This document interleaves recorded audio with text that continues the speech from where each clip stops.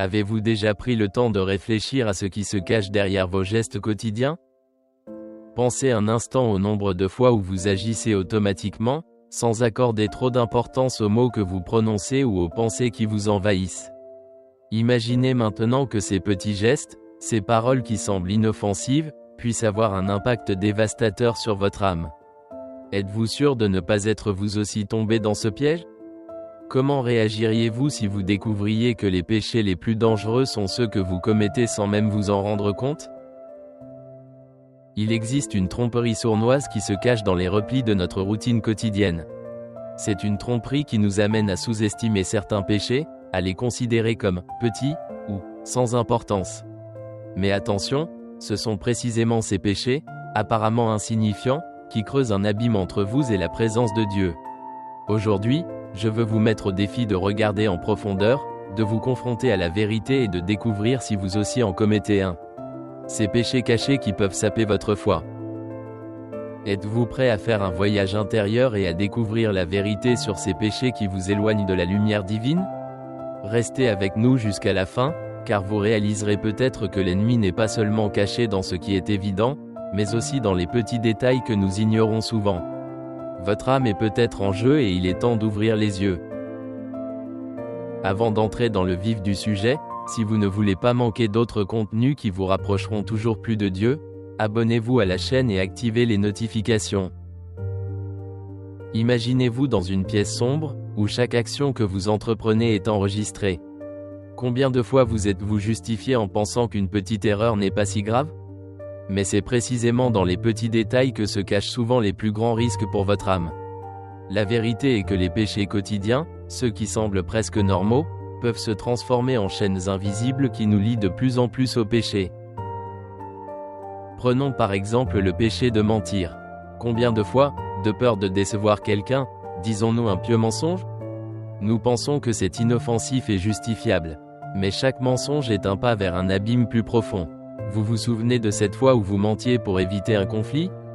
Peut-être avez-vous dit à votre ami que vous étiez d'accord avec lui, alors qu'en réalité vous pensiez le contraire. Ce mensonge a mis une barrière entre vous deux, même si elle est petite, qui a commencé à grandir et à entacher votre confiance mutuelle.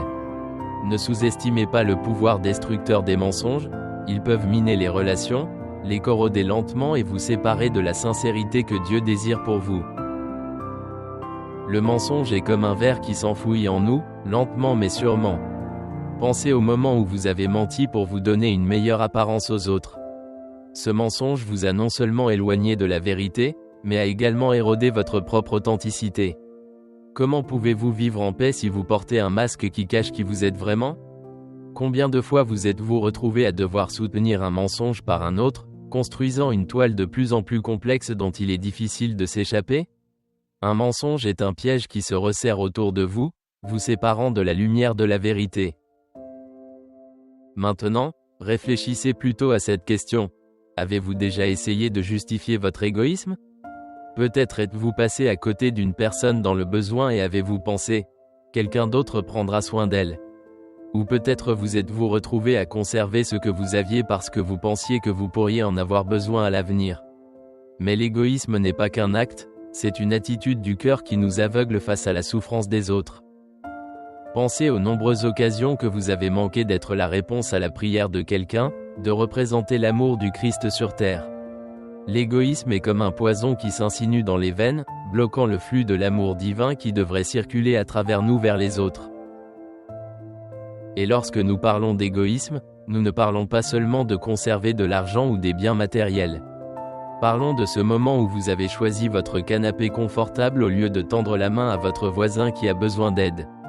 Parlons du moment où vous avez vu un collègue débordé de travail, mais où vous avez pensé « ce n'est pas mon problème ».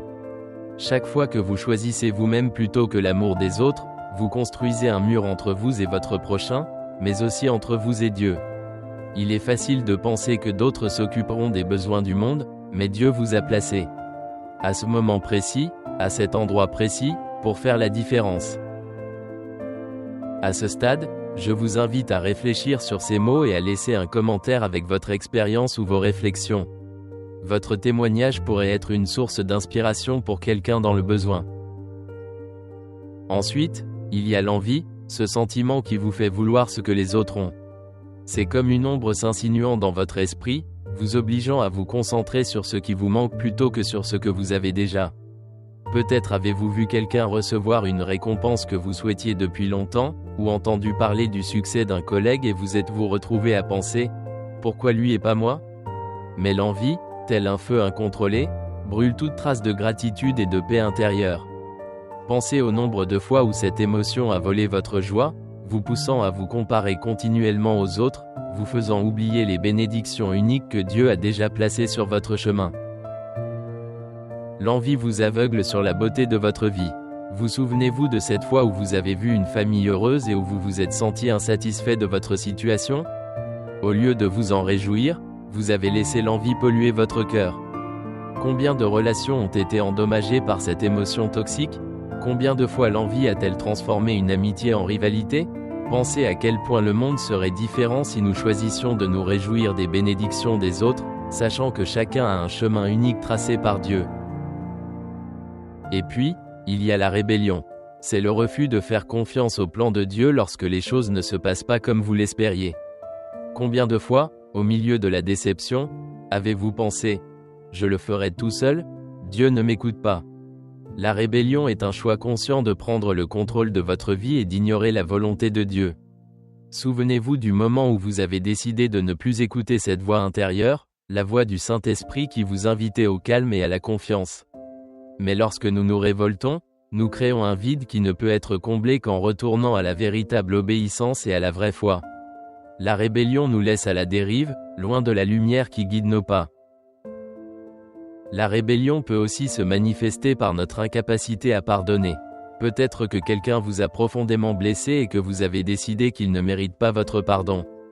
Vous avez construit un mur, convaincu qu'il vous protège, mais en réalité vous vous êtes isolé du flux de l'amour divin. Dieu nous appelle à pardonner, à abandonner le ressentiment et à faire confiance à son jugement et à sa justice. Se rebeller signifie penser que nous pouvons mieux gérer nous-mêmes ce que seul Dieu peut faire parfaitement. Si ces mots vous touchent le cœur, je vous invite à partager cette vidéo et à vous abonner à la chaîne pour ne pas manquer d'autres contenus pouvant vous aider dans votre cheminement spirituel. Il est facile de tomber dans ces péchés cachés, en pensant que Dieu les pardonne parce que ce ne sont pas des péchés graves. Mais aujourd'hui, je vous invite à regarder plus profondément. Reconnaître vos erreurs est la première étape vers le changement. Dieu est prêt à pardonner et à vous guider vers la lumière, mais vous devez le vouloir. Abandonnez les mensonges, l'égoïsme, l'envie et la rébellion. Choisissez de vivre dans la vérité, la générosité, la gratitude et l'humilité. Chaque jour est une occasion de renouveler nos cœurs et de recommencer. Ne laissez pas ces péchés prendre racine dans votre vie. Regardez en vous-même, cherchez la vérité et agissez avec amour et foi. Le chemin vers la lumière commence par une étape, la reconnaissance de ses erreurs et la volonté de les changer. Ces péchés peuvent sembler courants, mais ne les sous-estimez pas, ils ont le pouvoir de vous éloigner de Dieu et d'entraver votre croissance spirituelle. Si vous vous reconnaissez dans l'un d'entre eux, ne désespérez pas.